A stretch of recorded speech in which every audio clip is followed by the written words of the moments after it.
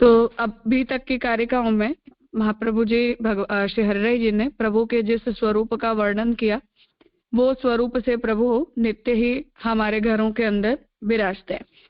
इसलिए प्रभु का जो स्वरूप है उस स्वरूप के विषय में हमें महाप्रभु जी की कृपा का भावन करना चाहिए कि प्रभु जो है वो हमारे घर में केवल और केवल महाप्रभु जी की कृपा से विराजते हैं, क्योंकि जो प्रेम भक्ति पूर्वक सेवा करने के लिए हमें कहा गया है वो किसी साधन के द्वारा सिद्ध हो सके उस प्रकार की नहीं है। इसलिए हमारे द्वारा किए गए किसी भी साधन के फलस्वरूप हमें ये प्राप्त हो नहीं सकता है और न ही उस प्रेम और भक्ति के बदले हम प्रभु से कुछ भी प्राप्त करना चाहते हैं।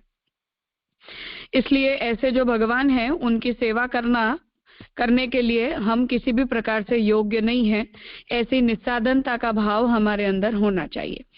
परंतु क्योंकि हम महाप्रभु जी के सेवक हैं, इसलिए महाप्रभु जी के सेवक होने के नाते ही प्रभु हमारे द्वारा की गई सेवा को स्वीकारते हैं। जो योगी जन है उन लोगों को जो प्रभु ध्यान से भी प्राप्त नहीं हो पाते, अनेक जन्मों के साधनों के बाद भी जो प्रभु प्राप्त नहीं होते, ऐसे प्रभु श्री महाप्रभु जी की कृपा के कारण हमारे घरों के अंदर साक्षात विराजते हैं। इसलिए जो उदाहरण श्री हरिराय जी दे रहे हैं उस उदाहरण को यहाँ समझा रहे हैं कि योगी जनों के हाथ में जैसे मर्क्यूरी होती है, उस मर्क्यूरी को जैसे हम अपने हाथ में रखते हैं तो वो जैसे सरकती रहती है, तो उसे जितनी सावधानी से हमें पकड़ के रखना पड़ता है बस उतनी ही सावधानी से प्रभु की भी सेवा हमें करनी चाहिए।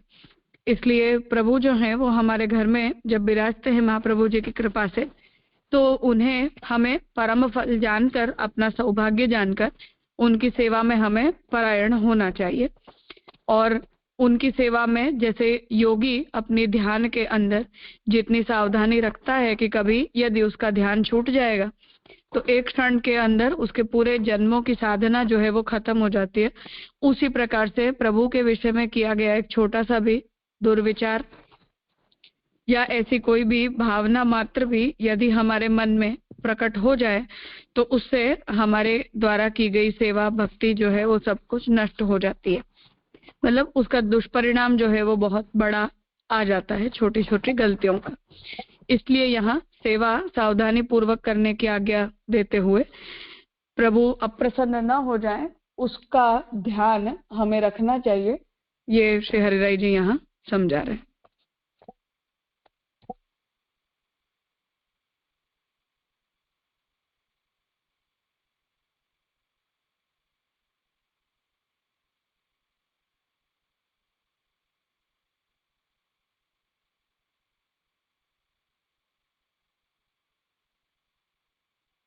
हाँ दुष्यंत भाई कहिए। जय दंडित प्रभु जय। ये यहाँ पे जो पंक्ति आ रही है मेरे को लगता था ऐसे अपने हस्त में सदाई श्री कृष्ण विराजते हैं, तो हस्त को ग्रह कर दें। हाँ, अर्थात कि हमारे पास, ऐसा अर्थ है।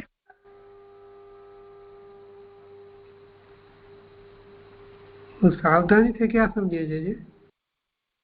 सावधानी यही कि जैसे हम अपने हाथ के अंदर जो थर्मोमीटर की मर्क्यूरी होती है वो कितनी फिसलती है, तो उसे कितना संभाल कर हमें पकड़ना पड़ता है या रखना पड़ता है, बस उसी तरह प्रभु को भी जब हम प्रभु की सेवा में परायण होते तो प्रभु को भी हमें उतनी ही सावधानी पूर्वक उनकी सेवा में हमें परायण होना चाहिए, ऐसा उदाहरण से समझाना चाह रहे हैं।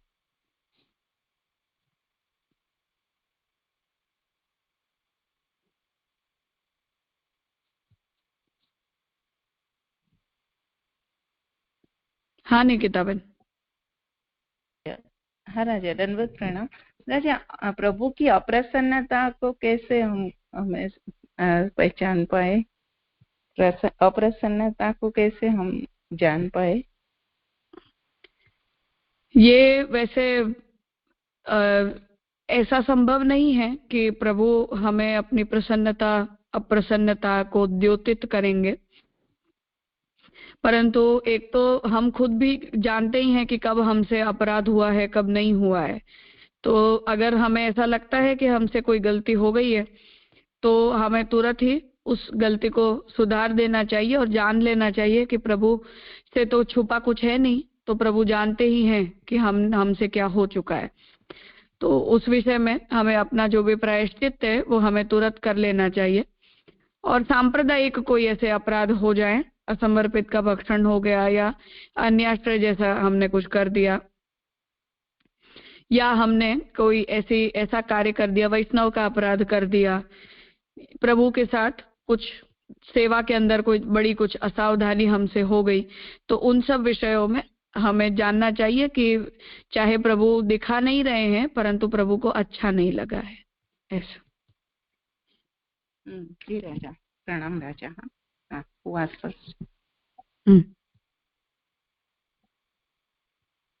ठीक है। अब आगे अंतिम कारिका से द्वितीय पत्र को संपन्न कर रहे हैं। चिंतनीयो अनवसरे सेवायाः सर्वथा धिया यतो निरोध संसिद्धिः सेवाया हार्दया भवेत्। सेवा के अनवसर में बुद्धि ते सर्वथा चिंतन करिए वे योग्य हैं, जाते निरोध सिद्धि मानसी सेवाते होए। टीका। ऐसे यशोदोत्संग लालित भावात्मक की सेवा मन लगाए करनी उचित है।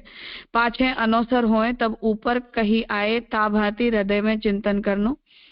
सदा अति स्नेह सो सर्वथा धर्म जानी सेवा करनी, ताही भांति अनवसर में सर्वथा चिंतन करनो, तब निरोध सिद्ध होएगो। जैसे व्रजभक्तन को निरोध सिद्ध भयो संयोग, विप्रयोग रस को अनुभव भयो, तैसे ही सेवा समय संयोग की भावना अनवसर में विप्रयोग की भावना करे, यह हार्द सहित सेवा करे तब निरोध होए। यह 20 श्लोक को शिक्षा पत्र है। सो श्री आचार्य जी महाप्रभु 20 श्लोक को निरोध लक्षण ग्रंथ कियो है। ता भाव के अनुसार श्री हरिराय जी यह शिक्षा पत्र में निरोध पुष्टिमार्गीय जीवन को जा भांति सिद्ध हो इस प्रकार कहे हैं। जैसे निरोध लीला श्री भागवत दशम स्कंद सर्वोपरि है, तैसे ही यह सर्वोपरि निरोध प्रकार कहे हैं। इति श्री हरिराय जी कृतम द्वितीय शिक्षा पत्रम श्री गोपेश्वर जी कृत व्रजभाषा टीका समेतम संपूर्णम। अब यहाँ उपसंहार करते हुए श्री हरिराय जी आज्ञा कर रहे कि इस तरह से ठाकुर जी में मन लगा के निरंतर सेवा परायण होना चाहिए। अनवसर के समय जब हम प्रभु हमारे सामने न विराजते हो, ऐसे समय में जैसे प्रभु के स्वरूप का वर्णन किया उसी प्रकार से प्रभु के स्वरूप को ध्यान में लेते हुए प्रभु के स्वरूप का चिंतन हमें करना चाहिए। इसलिए जब सेवा कर रहे हैं तो सेवा के समय हमें प्रभु के इन स्वरूपों के दर्शन होते हैं, वस्त्र श्रृंगार आदि सभी के, जैसा श्री हरिराय जी वर्णन कर रहे हैं। और उसके बाद फिर जब प्रभु हमारे सामने सन्मुख दर्शन न देते हो, उस समय इसी प्रकार से वर्णित स्वरूप से या जिस स्वरूप से हमने सेवा की है, जो वस्त्र अलंकार आदि जिस भावना से हमने धराए हैं, उन सभी का चिंतन करते हुए हमारे मन को प्रभु में लगाए रखना चाहिए। ऐसे प्रभु के अंदर हमारे निरोध की सिद्धि होती है। जैसे श्री महाप्रभु जी ने निरोध लक्षण ग्रंथ में निरोध का वर्णन करते हुए 20 कारिका में ग्रंथ लिखा है, उसी प्रकार श्री हरिराय जी भी शिक्षा पत्र में यहाँ उतने ही श्लोकों के द्वारा यहाँ निरोध के स्वरूप में, अर्थात कि जो लीला भावना है, स्वरूप भावना है, सेवा भावना है, जो तीनों ही सेवा के साथ जुड़े हुए पक्ष हैं, उन सभी पक्षों का यहाँ श्री हरिराय जी ने इस प्रक्रिया से वर्णन किया है। इसलिए ये जो पूरी प्रोसीजर है वो प्रोसीजर निरोध सिद्धि के लिए है।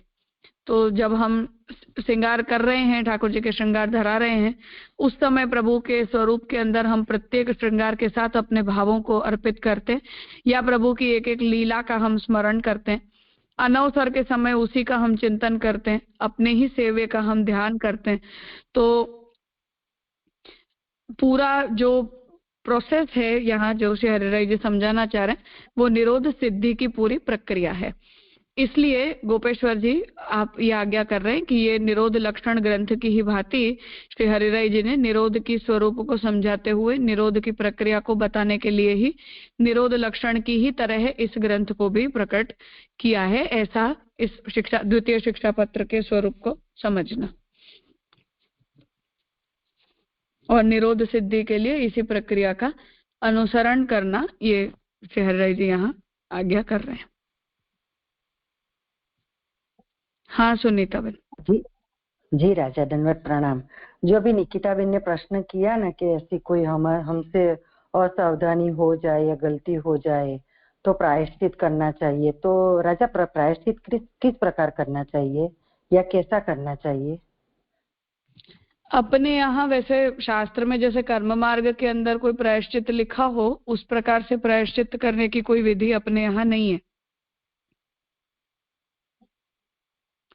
जी राजा, वो तो बराबर, लेकिन हम अपने पुष्टि संप्रदाय के अंतर्गत कैसे कर सकते हैं कि गलती तो हो जाती है। सही बात है। जो सामान्यतम उसका जो क्रम है वो ये है कि ठाकुर जी को परिश्रम भोग धरा दिया जाए और उसे गाय को दे दिया जाए। उसे हम स्वयं प्रसाद के रूप में नहीं लेते, क्योंकि प्रसन्नता पूर्वक उसे ठाकुर जी को अरोगाया नहीं गया है। तो ठाकुर जी ने उसे प्रसन्नता पूर्वक ठाकुर जी नहीं अरोगे, इसलिए उसका प्रसाद नहीं लेते हैं। गाय को दे देने की परंपरा है। फिर भी अगर हमें ये लगे कि और ज्यादा परिश्रम हमने करवा दिया है और अपराध बोध अगर हमें अपने अंदर ज्यादा प्रतीत होता हो, तो उस स्थिति में हमें गाय को खिला देना, वैष्णवों की सेवा करनी, गाय की अपने हाथों से मतलब खुद से सेवा करनी, प्रभु के लिए कुछ नया सिद्ध करवा देना, ये सब अपने मन को शांत करने के उपाय हैं। अर्थात कि हम अपने परिवार का कोई व्यक्ति है, वो अगर हमसे नाराज हो गया है तो उसे दोबारा खुश करने के लिए हम क्या कर सकते हैं, ऐसा ही विचार यहाँ किया जाता है। क्योंकि प्रभु और हमारे बीच में प्रेम का संबंध है, कोई ऐसा संबंध तो है नहीं, इसलिए प्रभु खुश होने चाहिए, यही हमारी इच्छा आकांक्षा है। इसलिए उसी प्रकार के उपायों को अपने यहाँ परंपरा में सोचा गया है। तो ठाकुर जी को गाय अच्छी लगती है तो गाय के लिए हम कुछ करते हैं तो प्रभु प्रसन्न होते हैं। वैष्णव अच्छे लगते हैं, वैष्णवों के लिए कुछ करते हैं तो प्रभु प्रसन्न होते हैं। या व्रज प्रभु को अच्छा लगता है, व्रजवासियों के लिए हम कुछ करते हैं तो ठाकुर जी प्रसन्न होते हैं। या प्रभु के लिए ही कुछ नया वस्त्र श्रृंगार आदि सिद्ध करवा दिया, कुछ अच्छा भोग सिद्ध करके अरोगा दिया, तो या जप कर लिया, भागवत जी का पाठ कर लिया, तो वो यही सब क्षमा याचना के जो उपाय हैं वो अपने यहाँ देखे जाते हैं। तो उनमें से हम जो कुछ भी कर सकते हैं अपने अपराध बोध को कम करने के लिए, वो हमें कर लेना चाहिए। जी राजा, बहुत अच्छा। हाँ प्रणाम राजा। हाँ, वो शरणागति में भी ऐसा कर सकते हैं ना, शरणागति लेके भी हम अपने कुछ अपराध को ऐसे प्रभु के समक्ष करके दीन भाव सुप्रकट कर सकते हैं ना। हाँ कर सकते हैं, इसीलिए मैं कह रही हूँ कि ये इसमें अपने पास कोई लिखित मैन्युअल अवेलेबल नहीं है, ये भावनात्मक विषय है, पर्सनल विषय है, इसलिए सबको अपने अपने तरीके से हमें करना चाहिए। तो जो भी परंपरा से हमें देखने सुनने मिलते हैं वो इस प्रकार के उपाय हैं। तो इन उपायों को फिर हमें इसमें से जो कुछ भी हम कर सकते हैं और उससे हमारा मन शांत हो पाता हो, वो हमें खुद से कर लेना चाहिए। हाँ जी जी राजा, दंडवत प्रणाम।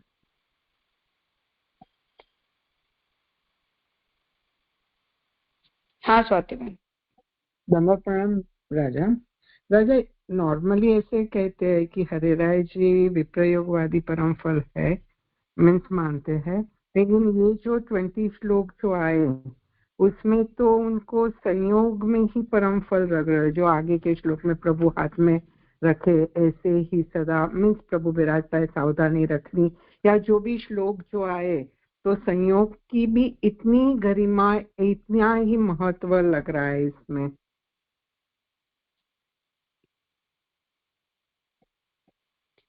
बात ये है कि हरिराय जी सेवा विरोधी नहीं है एक बात, और क्योंकि कृष्ण सेवा सदा कार्य, ये तो महाप्रभु जी का मोस्ट प्राइमोडियल उपदेश है, इसलिए एक भी पुष्टि मार्गी ऐसा नहीं हो सकता है जो बिना सेवा रहे या सेवा बिना किसी भी प्रकार के फल की कोई बात कर सके। तो वो हरिराय जी के उपदेश को लेकर हमारी मिसअंडरस्टैंडिंग है केवल। परम फल की जहां तक बात है वो भी मैंने इसलिए पहले भी ये बात कही थी कि विप्रयोग कब हो सकता है, जब सेवा का संयोग इतना स्ट्रांग रहा हो। अगर हमने सेवा के अंदर इतने स्ट्रांग संयोग का अनुभव ही नहीं किया है तो विप्रयोग का कोई अनुभव हमें हो ही नहीं सकता, थियोरेटिकली इम्पॉसिबल है। इसलिए जो प्रकार के विप्रयोग को श्री हरिराय जी फल बता रहे हैं वो भी परम संयोग का रिजल्ट हो सकता है और उत्कृष्ट संयोग रूपी सेवा का परिणाम हो सकता है। उसके बिना हम जैसों को तो कोई विप्रयोग फील ही नहीं होता है, बिना ठाकुर जी होते हैं तो भी। इसलिए वो जो हरिराय जी का प्रयोजन है, तात्पर्य है, वो ऐसा ही समझ में आता है कि इंद्रियों की आकांक्षा की पूर्ति न होने के बावजूद भी भगवत रूप के साथ आंतर संयोग की अनुभूति को वो फल कहना चाह रहे हैं। जी राजा, खूब सुंदर तरह आप समझा। प्रणाम राजा।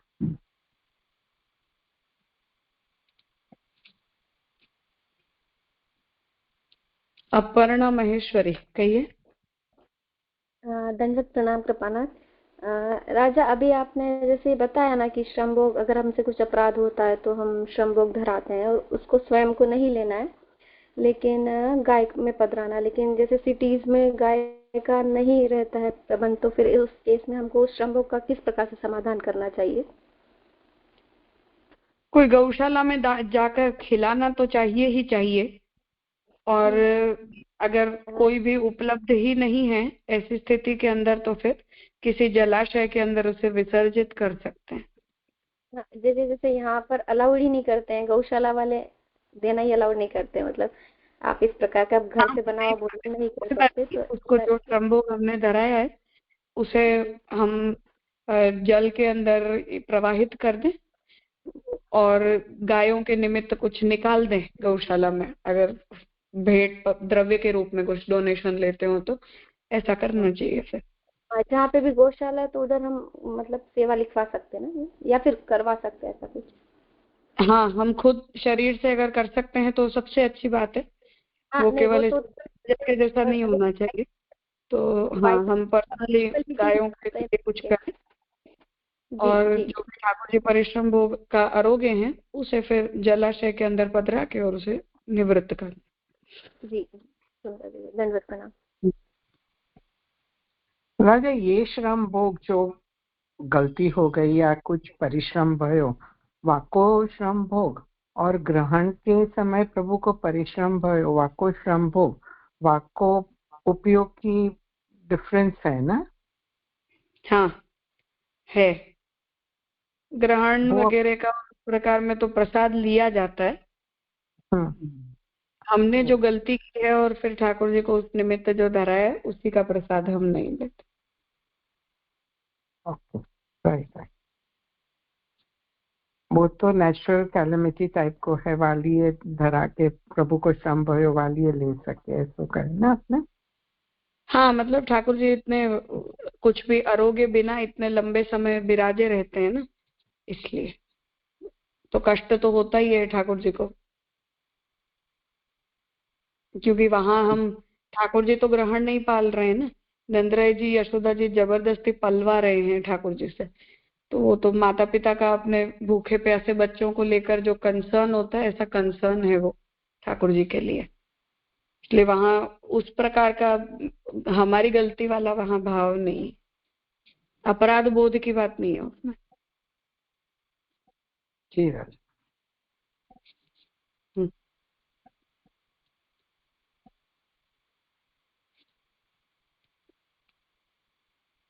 ठीक है, तो द्वितीय शिक्षा पत्र यहाँ संपन्न होता है। तृतीय पत्र हम सोमवार से आगे प्रारंभ करेंगे। आज का विषय यहाँ रखते हैं।